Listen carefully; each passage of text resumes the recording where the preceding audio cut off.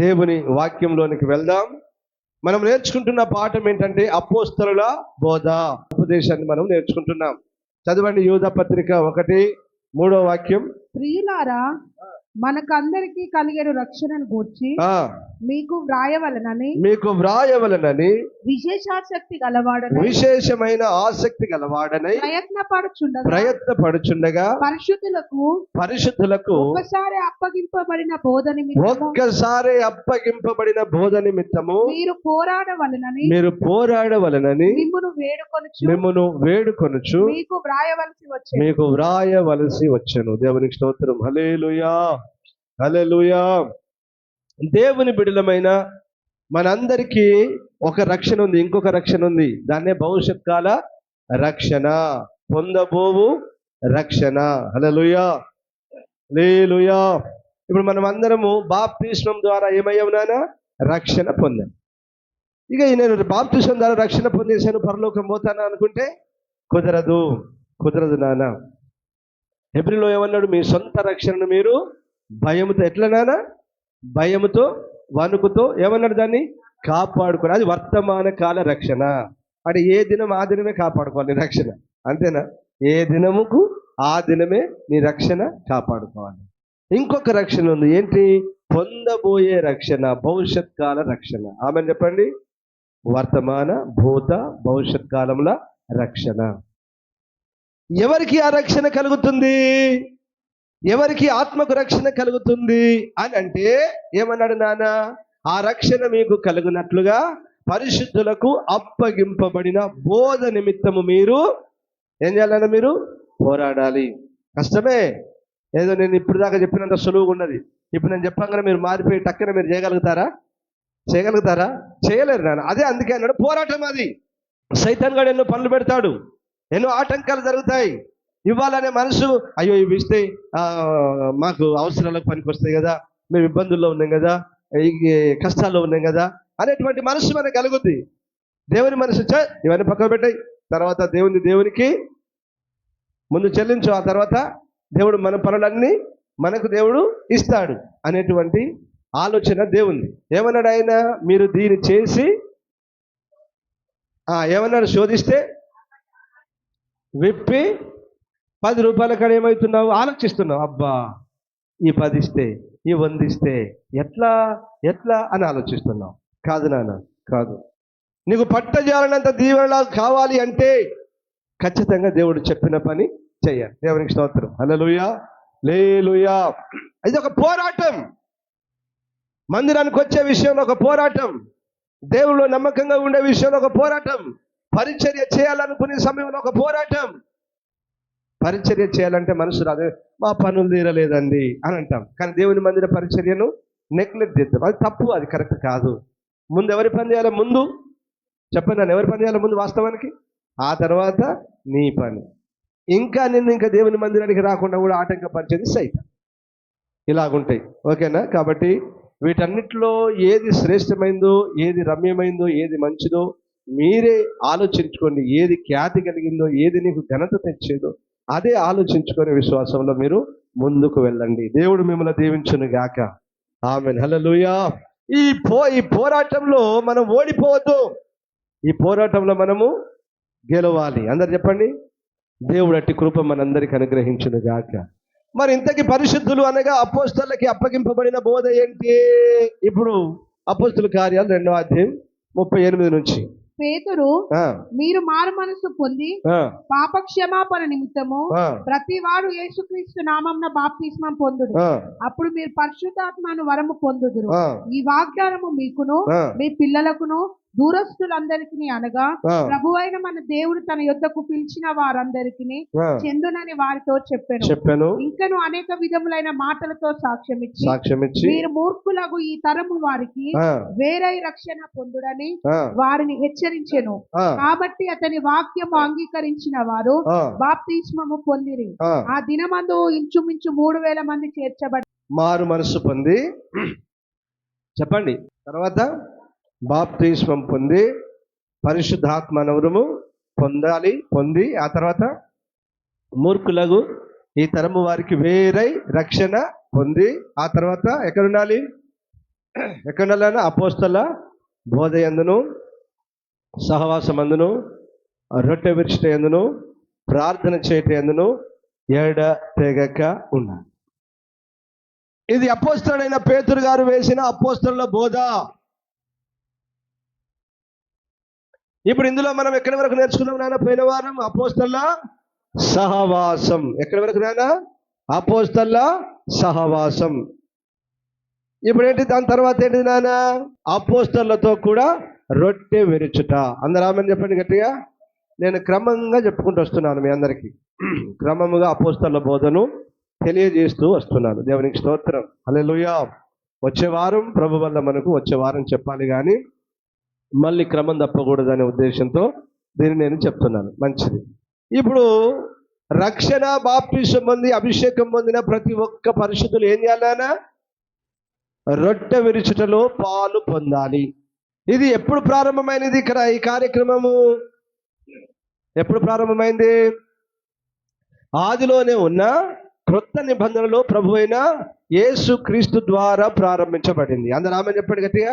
హల్లెలూయా. మనకెవరు మాదిరి? యేసు ప్రభువే మాదిరి. మనం ఎవరు చెప్పినట్టు వినాలి? యేసు ప్రభు చెప్పినట్టే వినాలి.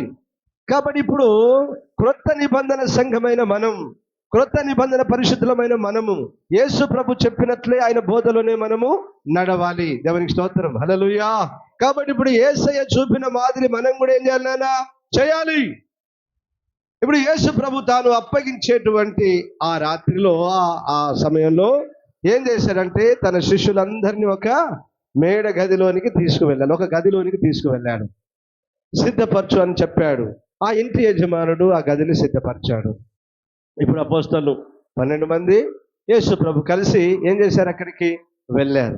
వెళ్ళిన తర్వాత అందరూ చక్కగా లైన్గా కూర్చున్న తర్వాత ఇప్పుడు యేసు ప్రభు తన కార్యాన్ని ప్రారంభించాడు. ఆమేన్. ఇప్పుడు మత్తయి సువార్త 26వ అధ్యాయం 26వ వాక్యం నుంచి చదవన్నాను. మరియు ఆయన గిన్నె పట్టుకొని కృతజ్ఞతాస్తుతులు చెల్లించి వారికిచ్చి, దీనిలోనిది మీరందరూ త్రాగుడి, ఇది నా రక్తము, అనగా పాపక్షమాపణ నిమిత్తము అనేకుల కొరకు చిందింపబడుచున్న నిబంధన రక్తము. నా తండ్రి రాజ్యంలో మీతో కూడా నేను ఈ ద్రాక్షారసము క్రొత్తదిగా త్రాగు దినము వరకు ఇకను దాన్ని త్రాగనని మీతో చెప్పుచున్నాను. అందరూ ఆమేన్ చెప్దామా గట్టిగా?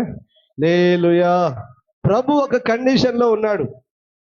అద్భుతం కదా. ఇక నేను మళ్ళీ ఎక్కడ తాగబిడ్డ అక్కడే, మనం అందరం వచ్చినప్పుడు అక్కడే కలిసి మళ్ళీ భుజిద్దాం, తాగుదాం అని చెప్పాడు. దేవునికి స్తోత్రం, హల్లెలూయా.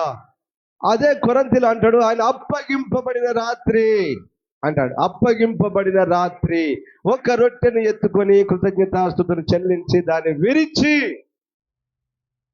ఏమన్నాడు? ఇది మీ కొరకైనా నా దీన్ని చేయనప్పుడల్లా నన్ను జ్ఞాపకము చేసుకొనుడని చెప్పాను. ఆమేన్, హల్లెలూయా, హల్లెలూయా. బిడ్డలారా, యేసు ప్రభు ఏం చేశాడంటే తాను అప్పగింపబడుతున్నటువంటి ఆ సమయంలో ఏం చేశాడు? దీన్ని రొట్టెను తీసుకొని మనందరికీ ఒక మాదిరిగా ఉండాలని, మనం అందరం నిత్య జీవం పొందాలని, మనం అందరం పరలోకం సిద్ధపడాలని యేసు ప్రభు దాన్ని విరిచాడు. విరిచి శిష్యులకు ఇచ్చినానా, తినండి బిడ్డ అని అందరికి ఇచ్చాడు. అందరు తిన్నారు. ఆ ప్రకారమే తిన్న తర్వాత ఏం చేశాడు? మళ్ళీ పాత్రను ఎత్తుకొని, ఈ పాత్ర నా రక్తము వలనైన క్రొత్త నిబంధన, మీరు దీనిలోని త్రాగునప్పుడల్లా నన్ను ఆమేన్, హల్లెలూయా. అంటే ఇప్పుడు యేసు ప్రభు దాన్ని చేయమన్నాడా వద్దన్నాడా? చేయమన్నాడు. అందరిని చేయమన్నాడా? కొందరిని మాత్రమే చేయమన్నాడా? చెప్పండి నాన్న. అందరినీ చేయమన్నాడు. అందరినీ ఆ రొట్టెలో పాలు పొందమన్నాడు. అందరినీ ద్రాక్షరసంలో పాలు పొందమన్నాడు. దేవునికి స్తోత్రం, హల్లెలూయా. ఇది మాదిరి చూపెట్టి ఆయన వెళ్ళిపోయాడు. ఈ మాదిరి చూపెట్టి ఆయన వెళ్ళిపోయాడు. దేవునికి మహిమ కలుగును గాక. ఆమేన్, హల్లెలూయా. మరి ఇదే మాదిరిని మళ్ళీ ఎవరు ఫాలో అయ్యారు? అపోస్తలులు దీన్ని ఫాలో అయ్యారు. అదే 2వ అధ్యాయం 46వ వాక్యం కదా, అపోస్తల కార్యాలు.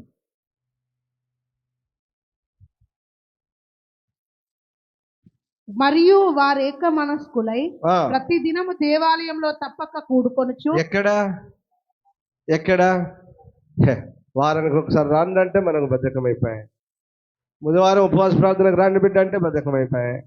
శనివారం రండి నాన్న ఉపవాస ప్రార్థనలో ఉండండి బిడ్డ, అందరి కొరకు మనం ప్రార్థన చేయాలి, ఎడతెగక ప్రార్థన చేయాలని అపోస్తల బోధ చెప్తుంది. అంటే మనకు బద్ధకం, పనులు ఉన్నాయి పాస్టర్ గారు, కుదరట్లేదు, వీలు పడట్లేదు. ప్రార్థన చేయకపోతే పాపం. ఇది సరైన అంటే వాక్యానుసారమైన భక్తి కాదు. ఈ వాక్యము కొలతకు మనం సమానంగా ఉండాలి. ఆమేన్. ఆ వాక్యము కొలమానానికి మనం ఎలా ఉండాలి? సమానంగా ఉండాలి. ఈ క్రమమైన జీవితం ప్రతి క్రైస్తవుడు ఒక్కరు కాదు నాన్న, ఈ సంఘం వాళ్ళు కాదు బిడ్డ, యావత్తు ప్రపంచంలో ఉన్న ప్రతి క్రైస్తవుడు ఈ క్రమమైన జీవితాన్ని కలిగి ఉండాలి. ఆమెను చెప్పండి గట్టిగా. ఈ క్రమం లేకపోతే పరలోకం వెళ్ళరు. ఇదే వచ్చిన బాధ అంతా. ప్రభులు ఎక్కడిగినప్పుడు ఎవరు నిలబడలేరు. అట్లా నేను చెప్పేది ఏంటంటే, మనకు నేను అదే చెప్తున్నాను, మనకు ఈ లోకము ఎన్నదగినది కాదు. ఈ లోకము ఒకరోజు గతించి పోతుంది. కాబట్టి మనకి ఏది కావాలి? పరలోకమే కావాలి. అందరు చెప్పండి ఆమేన్ గట్టిగా. ఆమేన్. హల్లెలూయా. దాని కొరకు ఎంత సమయమైనా వెచ్చించాలి, ఎంత సమయమైనా నష్టపోవాలి. అపొస్తలుడైన పౌలు ఏమన్నాడు?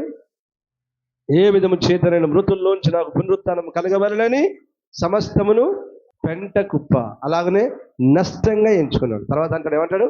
నష్టంగా. అంటే ఈరోజు పనికి పోకపోతే 1200 రావు. కాబట్టి ఈరోజు అన్ని పక్కకు పెట్టి దేవుని దగ్గరికి వచ్చాం. 1200 రూపాయలు ఏమవుతున్నాయి? 500 రూపాయలు ఏమవుతున్నాయి? 2000 రూపాయలు ఏమవుతున్నాయి? నష్టపోతున్నాయి.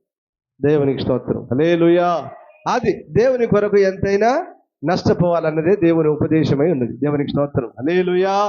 రైట్ బిడ్డలారా, ప్రతి దినము వారు దేవాలయంలో కూడుకొనుచు ఇంటింటా రొట్టె విరుచుచు. ఏం చేసిందంట? ఇంటింట అంటే ఏ ఇంట్లో కూడుకున్నారో వారు ప్రతి దినము దేవాలయంలో కూడుకొనుచు ఇంటింట రొట్టె విరుచుచు దేవుని స్తుతించుచు ప్రజలందరి వలన దయ పొందిన వారై ఆనందముతోను నిష్కపటమైన హృదయముతోను ఆహారము పుచ్చుకొని చుండిరి. అందరూ ఆమేన్ చెప్పండి గట్టిగా. హల్లెలూయా. ప్రతి దినం అండి, ప్రతి దినం కూడుకున్నారు వారు. ఎక్కడ కూడుకుంటే అక్కడ ఏం చేసిన వాళ్ళు? రొట్టె విరిచిండ్రు. దేవునికి మహిమ కలుగును గాక. ఇది ఎవరు చేశారు నాన్న? ఇది అపోస్తలులు. అలాగనే మరొక మాట చదువునానా. మరి ప్రతిరోజు తిన్నారు. ప్రతిరోజు ఎట్లా వీలైద్దయ్యా అని అంటే ఇంకొంచెం పౌలు గారు ఎక్స్టెన్షన్ చేశారు. చదవండి, అదే అపోస్తలుల కార్యాలు 20వ వాక్యం నుంచి. ఆదివారమున మేము రొట్టె విరుచుటకు కూడినప్పుడు పౌలు మరునాడు వెళ్ళనయుండి వారితో ప్రసంగించుచు అర్ధరాత్రి వరకు విస్తరించి. ఈ ప్రసంగాన్ని 1 గంటలోనే ముగిస్తే ఎప్పుడు రొట్టె విరిచేది? ఉదయకాలం 10కి స్టార్ట్ చేసిన ప్రార్థన. ఓకేనా? ఇప్పుడు తెల్లారి పోవాలి కాబట్టి ఏం చేస్తున్నాడు ఆయన?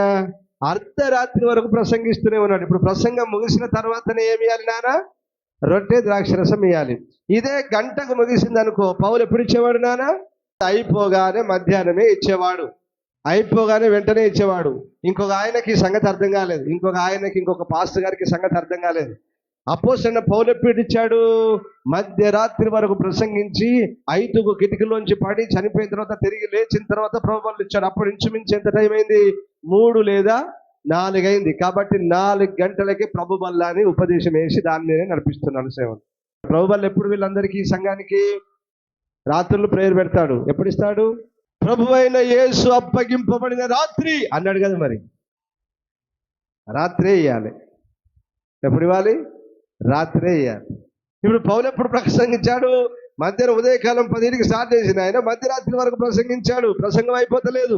అయిపోయిన తర్వాతనే ప్రభువులు ఇచ్చాడు కదా. 5 గంటల వాడి కిటికీలోంచి దూకి నిద్ర, భారమైన నిద్ర చేత ఆ కిటికీలు ఓపెన్ కిటికీ వాడి దాని మీద నిలబడి ఆ గోడ మీద ఉండి ఉండి ఉండి ఉండి ఈయన దూకి వెనక్కి పడిపోయాడు. 3వ అంతస్తు నుంచి చచ్చిపోయాడు. పౌలు ధనాదన కిందికి ఉరికొచ్చాడు. వాని చెవులు ములిసి వాని మీద చేతుల నుంచి గట్టిగా, ఏ మరణమా నజరేయుడైన యేసుక్రీస్తు నామములో ఆజ్ఞాపిస్తున్నాను, విని వదలి పో అన్నాడు. అది పోయింది.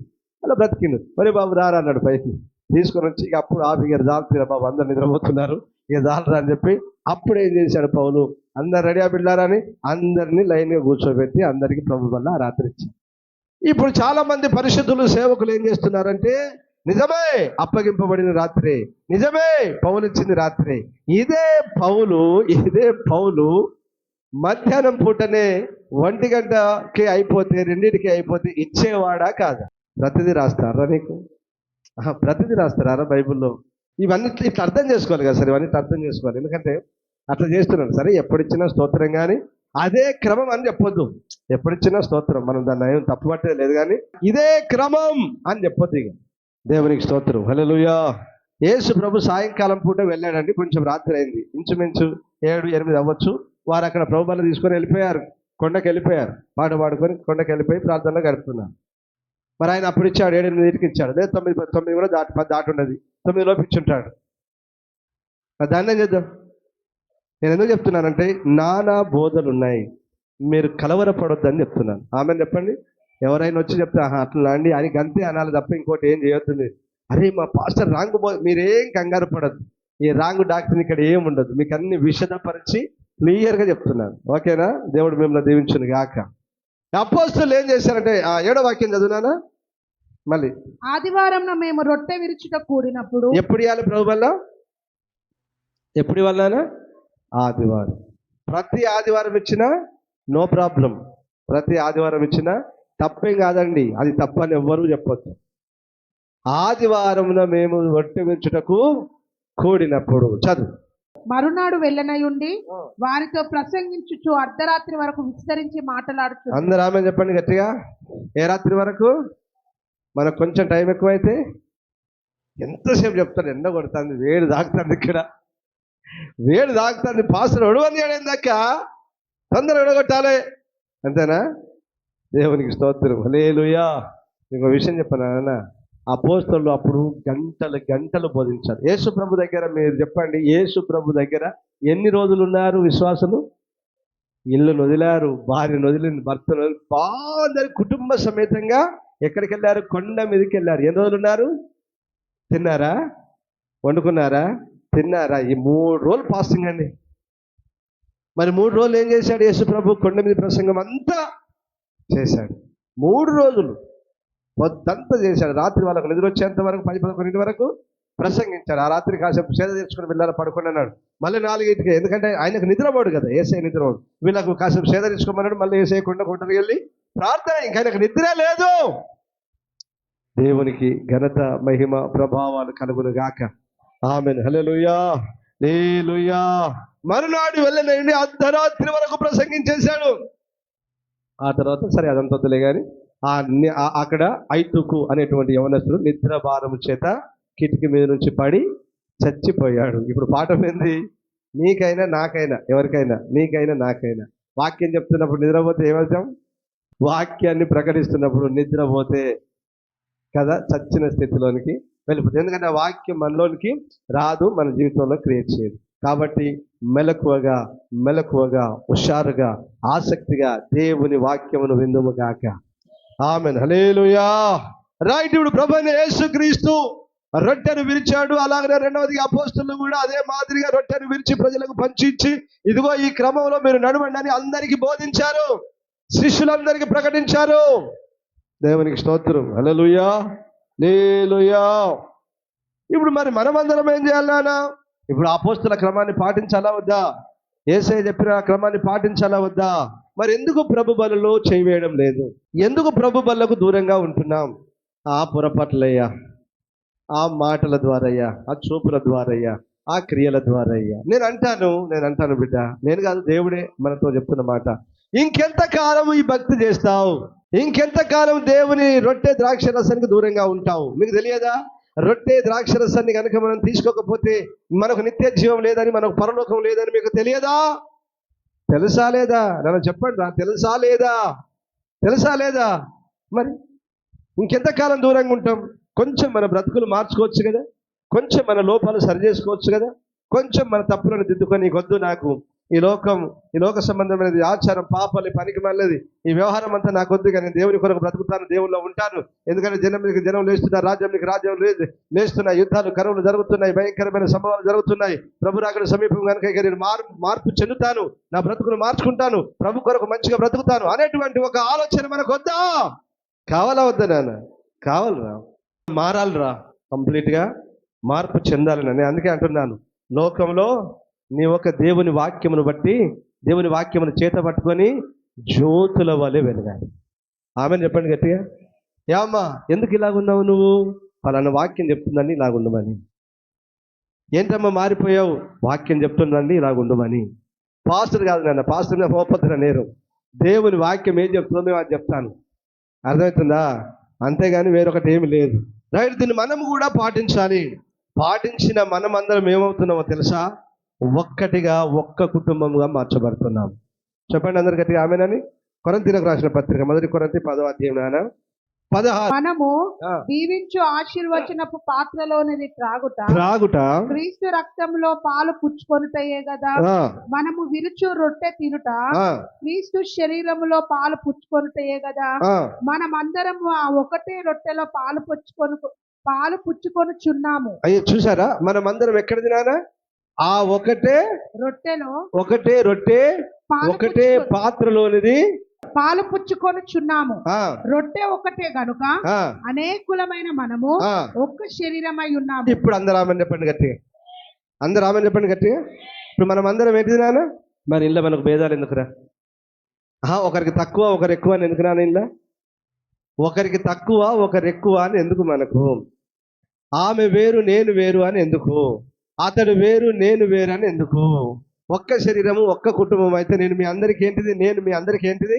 ఆత్మీయ తండ్రి, ఆత్మ సంబంధముగా మిమ్మల్ని నడిపిస్తున్న నాయకుణ్ణి, మీ సేవకుణ్ణి, మీ తండ్రి లాంటి వాణ్ణి. ఇప్పుడు మనం అందరం ఎవరం? ఒకటే కుటుంబం, ఒకటే శరీరం, ఒకటే కుటుంబం. దేవునికి స్తోత్రం, హల్లెలూయా, హల్లెలూయా. ఇప్పుడు ఒక్క కుటుంబం అయితే ఇప్పుడు చెప్పు, నన్ను మీ కుటుంబం అనుకుంటున్నారా? నిజంగా చెప్పాలి, అబద్ధం ఆడకుండా. నన్ను మీ తండ్రిని అనుకుంటున్నారా? అమ్మగారిని మీ తల్లి అనుకుంటున్నారా? ఈ విశ్వాసులందరినీ మా మా మా సహోదరులు అని అనుకుంటున్నారా? అనుకుంటే నీ ఇంట్లో నీ అక్కకు నీ చెల్లెకు చేసినట్టు పక్కన చేస్తున్నావా? నీ తండ్రిని చూసుకున్నట్లు నీ సేవకులను చూసుకుంటున్నావా?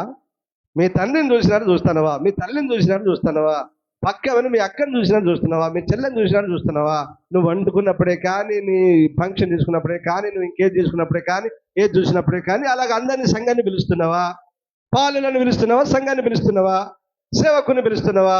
సేవకులతో ఐక్యంగా ఉంటున్నావా? నేను ఎందుకు చెప్తున్నా అంటే మనం అందరం ఒక్కటి. అందరూ ఆమెను చెప్పండి గట్టిగా.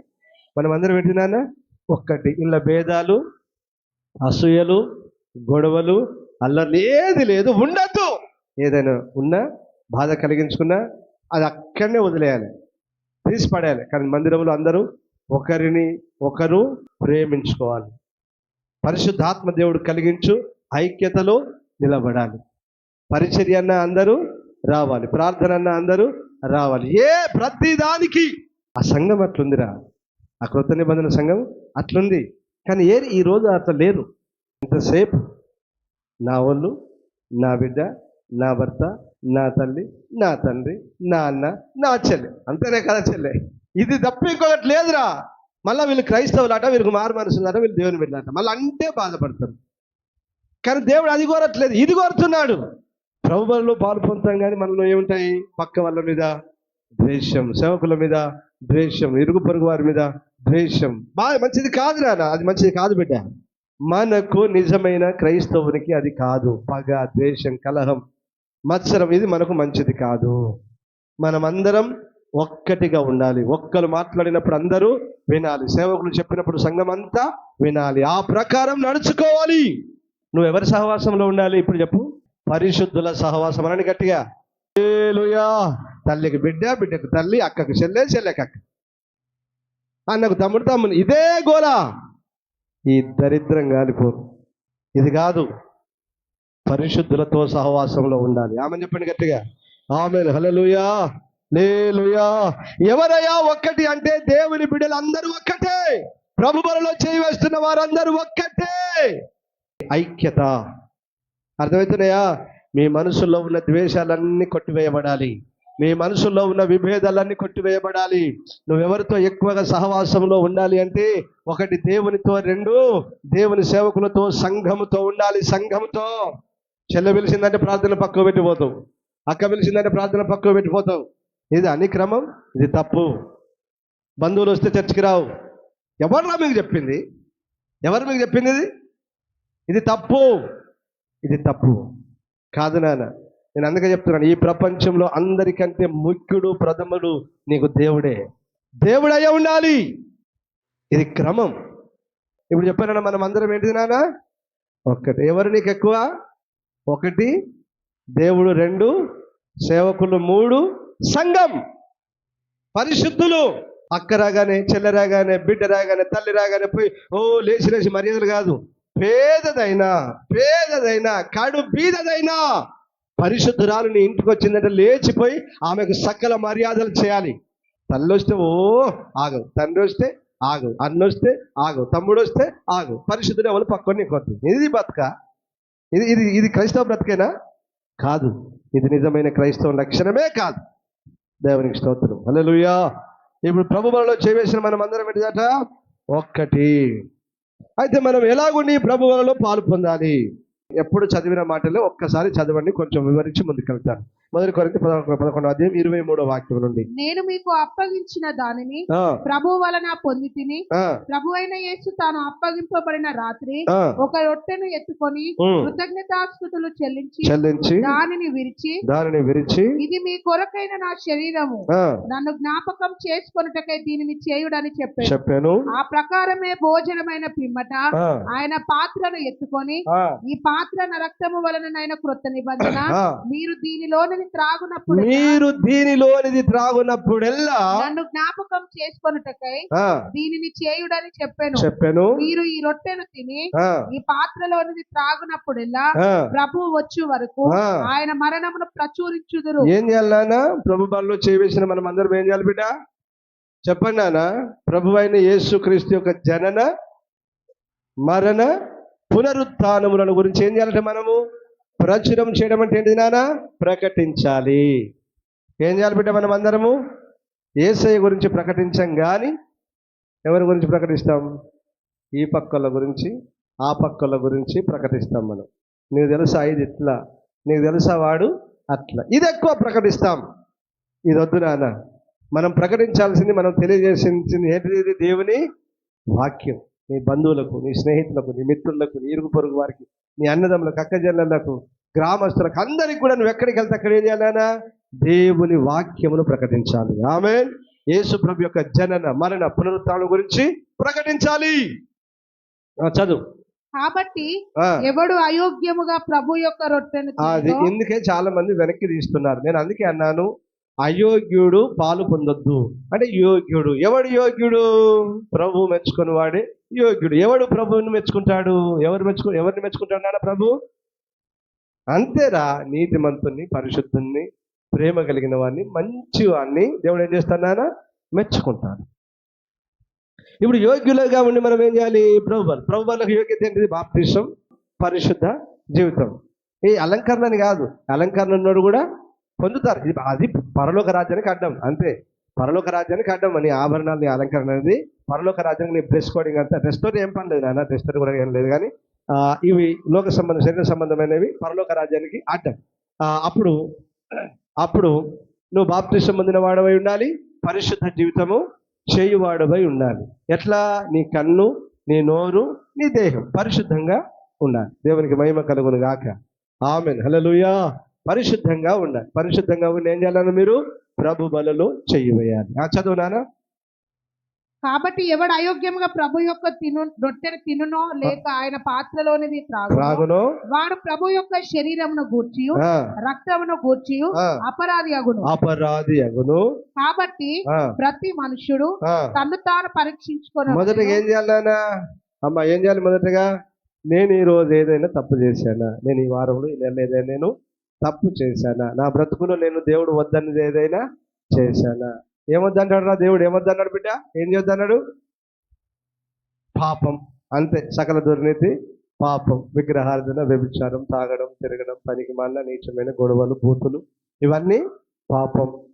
ఇవన్నీ పాపం. దేవుడు ఏం చేద్దాడు? పాపం చేయొద్దు అన్నాడు. అని నువ్వేం చేయాలట? నువ్వు ఏదైనా చేశానా అని ఎవరు పరిశీలించాలి? నిన్ను. ఎందుకంటే నీకు తెలుసు కదా, నువ్వు ఎక్కడ పోయినావు, నువ్వు ఎక్కడ తిరిగినావు, నువ్వు ఏం తప్పు చేసినావు, నువ్వు ఏం మంచి చేసినావు, ఏం పొరపాటు చేసినావు, నీకే తెలుసు. నాకంటే ఎక్కువ నీకే తెలుసు. మనందరికంటే ఎక్కువగా ముందు దేవునికి తెలుసు. దేవునికి స్తోత్రం, హల్లెలూయా, హల్లెలూయా. కాబట్టి మనల్ని మనం ఏం చేయాలి? పరిశీలించుకొని అలాగు చేసి ఆ రొట్టెను తిని ఆ పాత్రలోనిది త్రాగవలెను. ప్రభు శరీరం అని వివేచింపక తిని త్రాగువాడు తనకు శిక్షావిధి కలుగుటకే తిని త్రాగుచున్నాడు. ఇందువలననే మీలో అనేకులు బలహీనులను, రోగులనై ఉన్నారు, చాలా మంది నిద్రించుచున్నారు, చనిపోతున్నారు చాలా మంది. ప్రభు బలలో చేసినాడు కూడా. ఎందుకు? అయోగ్యముగా చేశాడు. అక్రమం చేస్తూ చేశాడు, పాపం చేస్తూ చేశాడు కనుక ప్రభువులలో చేసినందుకు చచ్చిపోయాడు. మనం అలాగూ ఉండకూడదు. ఆమేన్. చదువునాను. అయితే మనలను మనమే విమర్శించుకొనిన ఎడల ఆ, తీర్పు పొందకపోదుము. ఆ, మనము తీర్పు పొందిన ఎడల ఆ, లోకముతో పాటు మనకు శిక్షా విధి కలగకుండానట్లు ఆ, ప్రభు చేత శిక్షింపబడుచున్నాము. ఆ, కాబట్టి నా సహోదరులారా, ఆ, భోజనము చేయుటకు ఆ, మీరు కూడి వచ్చినప్పుడు ఆ, ఒకడు కనిపెట్టుకొని యుండుడి. ఆ. మీరు కూడి వచ్చుట ఆ. శిక్షా విధికి కారణం ఆగు కాకుండా నాన్న. ఒకని కొరకు ఒకడు కనిపెట్టుకొని యుండుడి. అంటే దీని అర్థమైంది. ఈమె నిన్న బూతులు మాట్లాడింది పాస్టర్ గారు, కాబట్టి కొంచెం ఆలోచన చేసి ఆమెకి ఏమైనా చెప్పి పనులు ఇవ్వండి అని అన్న. ఇప్పుడు మీరందరూ ప్రభు బలలో చేయవేటకు వస్తున్నారు. నువ్వేం చేస్తున్నావు? పరిశుద్ధురాలు లెక్క, నీతిమంతురాలు లెక్క పాపం చేసి నేను ఎన్నడూ పాపమును ఎరగని దానను అన్నట్లుగా వచ్చి ఎక్కడ చేస్తున్నావు? కాబట్టి ఇప్పుడు పక్క ఏం చేయాలో చూసి, అయ్యా జర జాగ్రత్త, ఆమె నిన్న వేరే దిక్కు వేరే పని చేసి వచ్చింది. అయ్యగారు జాగ్రత్త, ఆయన నిన్న వేరే దిక్కు పోయిండు, వేరే పని చేసి వచ్చింది ఆయన. అంతేనా? ఇక మేము ఏదో రెండు మాటలు చెప్పాలి, ఇలాగ లేదు బిడ్డ, అలాగ లేదు బిడ్డ, జాగ్రత్త అని చెప్పాలి. కథ మనసులో పెట్టుకొని ప్రభువాలు లేకుండా దాటిపోవాలి. మాయ అట్లే చేస్తాడు. మా దేవుడు రాజయ్య అలాగునే చేసేవాడు. మా ఏందు ఎప్పుడు ఒక మాట ఉంటుంది, అదే కాకితో కబురు వస్తుంది నా కొడకల్లారా అంటాడు. దేంతో? కాకితో కబురు. ఎక్కడి కాకులన్నీ? మీరే ఆ కాకులు. కనుక ఒకరిని ఒకరు కనిపెట్టుకొని ఏం చేయాలంటే, అక్క మీరు నిన్న అట్లా మాట్లాడారు కదా, ప్రభువులో పాలు పొందకపోతే బాగుంటుందేమో అక్క, ఒకసారి ఆలోచించుకో అని చెప్పాలి. ఈమె తిట్టింది అనుకో, ఇంకొకసారి చెప్పొద్దు, వదిలేయాలి. ఆమె లైఫ్ ఆమెకు ఏమవుతుంది? ఆమె మీదకి శిక్షా విధి, శిక్ష వస్తుంది. అది ఎవరిస్తారు? ఇప్పుడు చెప్పండి, ఎవరిస్తారా శిక్ష? అంతే. మనుషులు ఏమన్నా ఇక్కడ మీది నాది ఏం లేదు, మనం చెప్పేవారమే, కానీ ఇచ్చేది, ప్రతిఫలం ఇచ్చేది దేవుడే. దేవునికి స్తోత్రం, హల్లెలూయా. ఒకరికి ఒకరు కనిపెట్టుకొని ఉండుడి. మీరు కూడి వచ్చుట శిక్షా విధికి కారణము కాకుండానట్లు ఎవడైనను ఆకలి కొనిన ఎడల తన ఇంటనే భోజనము చేయవలెను. ఇప్పుడు చెప్పండి, ప్రభు బలలోనికి ఎట్లా రావాలి? ఏలయనగా మీరు ఆ భోజనము చేయునప్పుడు ఒకరి కంటే ఒకడు ముందుగా తన మట్టుకు తాను భోజనము చేయుచున్నాడు. ఇందువలన ఒకడు ఆకలి కొనును, మరి ఒకడు మత్తుడవును. ఇదేమి అన్నపానములు పుచ్చుకొనుటకు మీకు ఇండ్లు లేవా? దేవుని సంఘమును తిరస్కరించి పేదలను సిగ్గుపరచుదురా? చెప్పండి గట్టిగా. అంటే తినొస్తాను వీడు ఎక్కడికి? ప్రభు బలలో చేయవేట. కొన్ని సంఘాలు ఉన్నాయి. నేను ఎందుకు చెప్తున్నానంటే, ఉన్నాయి సంఘాలు ఉన్నాయి. తిని ఇంట్లో భోజనం చేసి ప్రభు బలకు పోతారు, ఇంట్లో భోజనం చేసి ఆరాధనకు పోతారు. ఇది ఎంతవరకు రైతురా బాబు? దేవుని సంఘాన్ని ఎందుకు తిరస్కరిస్తున్నారు అని అంటాడు దేవుడు. దేవునికి స్తోత్రం, హల్లెలూయా. రైట్ బిడ్డలారా, ఇజ్రాయేలు తమ ఇళ్లలో పొయ్యిని దేని కొరకు వెలిగించలేదు? ఆరాధనకు వచ్చేటప్పుడు పొయ్యి వెలిగించలేదు. మనం మాత్రం ఏం చేస్తున్నాం? ఇప్పుడు మంచిగా మటనో చికెనో తెచ్చుకొని వండుకొని ఇక్కడికి వచ్చి అయిపోగానే ఉరికి దాని మీద పడుడే. దేవుడు మిమ్మల్ని దీవించను గాక. ఆమేన్, హల్లెలూయా. సో బిడ్డలారా, ప్రభు బల్ల తీసుకొని వచ్చినప్పుడు యోగ్య ప్రవర్తన కలిగి రావాలి. తిని రాకూడదు, తినకుండానే రావాలి. ఎవరైనా సరే తినకుండానే వచ్చి ప్రభు బల్లో పాలు పొంది ఇంటికి వెళ్ళాలి. ఎలాగ తీసుకోవాలి? యోగ్యులముగా ఉండి ప్రభు బల్లో చేయాలి. అందరూ ఆమెను చెప్పండి గట్టిగా. అయోగ్యంగా చేయివేస్తే రోగములు, వ్యాధులు, సమస్యలు, పీడన, చనిపోతావు. అది మనందరికి దూరం అవును గాక. ఆమేన్, హల్లెలూయా. మరి ఇంత కిందలో పాలు పొందడం వల్ల మనకి ఏమొస్తుందయ్యా? యోహాను సువార్త 6వ అధ్యాయం త్వరగా 47 నుంచి. మరియు నేను ఇచ్చే ఆహారం లోకమునకు జీవము కొరకైన నా శరీరమే ఇది అని మీతో నిశ్చయముగా చెప్పుచున్నాను నేను. యూదులు ఈయన తన శరీరంలో ఎలాగూ తిననీయగలడని ఒకరితో ఒకడు వాదించిరి. కావున యేసు ఇట్లా నేను, మీరు మనుష్య కుమారుని శరీరము తిని ఆయన రక్తము త్రాగితేనే కాని మీలో మీరు జీవము గలవారు మీరు జీవము గలవారు కారు. నా శరీరము తిని నా రక్తము త్రాగువాడే నిత్య జీవము గలవాడు. అంత్య దినమున నేను వారిని లేపుదును. అందరూ ఆమె చెప్పండి గట్టిగా, హల్లెలూయా. ఇప్పటిదాకా ఇవన్నీ చెప్పి ప్రభు అంటున్నాడు, ఇందులో పాలు పొందండి, పాలు పొందకపోతే మీకు నిత్య జీవము లేదు. కాబట్టి ఇప్పుడు మనం ఏం చేయాలి మరి? పాలు పొందాలి. పాలు పొందాలంటే ఎలా ఉండి పాలు పొందాలి? యోగ్యత కలిగి పాలు పొందాలి. ఏంటి యోగ్యత? పరిశుద్ధ జీవితం. రక్షణ బాప్తీసం పొందినవాడు సరైన మారు మనసు పొంది సరైన బాప్తీసం పొంది, అర్థమవుతుందా? పరిశుద్ధ జీవితము జీవించువాడే, నీతిగా పరిశుద్ధంగా బ్రతికేవాడే, మంచి ప్రవర్తన కలిగి బ్రతికేవాడే అందులో పాలు పొందాలి. అలాంటి వారికి ప్రభు ఏమంటున్నాడు? నిత్య జీవం ఇస్తాను అంటున్నాడు. ఆమేన్, హల్లెలూయా. లేకపోతే మృతుల పునరుత్థానంలో నీకు పాలు లేదు. లేకపోతే మృతుల పునరుత్థానంలో పాలు లేకపోతే నెక్స్ట్ ఏంటి? ఎక్కడికి వెళ్తావు నానా? పోతే పరలోకమన్న పోవాలి, పోతే పాతాళ నరకమన్న పోవాలి. కాబట్టి జాగ్రత్త బిడ్డలారా, మనమందరము ఈ అపోస్తల బోధలో సహవాసంలో ఈ రొట్టె విరుచుటలో పాలు పొందుదుము గాక. ఆమేన్, హల్లెలూయా. యేసు ప్రభు చేశాడు, అపోస్తలు చేసి చూపించారు. ఇలాగున మీరు పాలు పొందనని మనకు చెప్పారు. ఇలాగున పాలు పొందిన మనం అందరము ఒక్క శరీరం.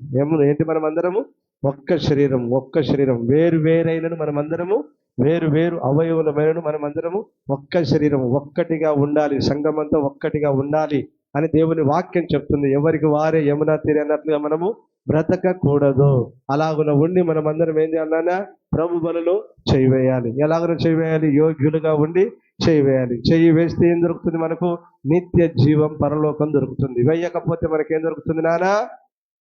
కాబట్టి జాగ్రత్త.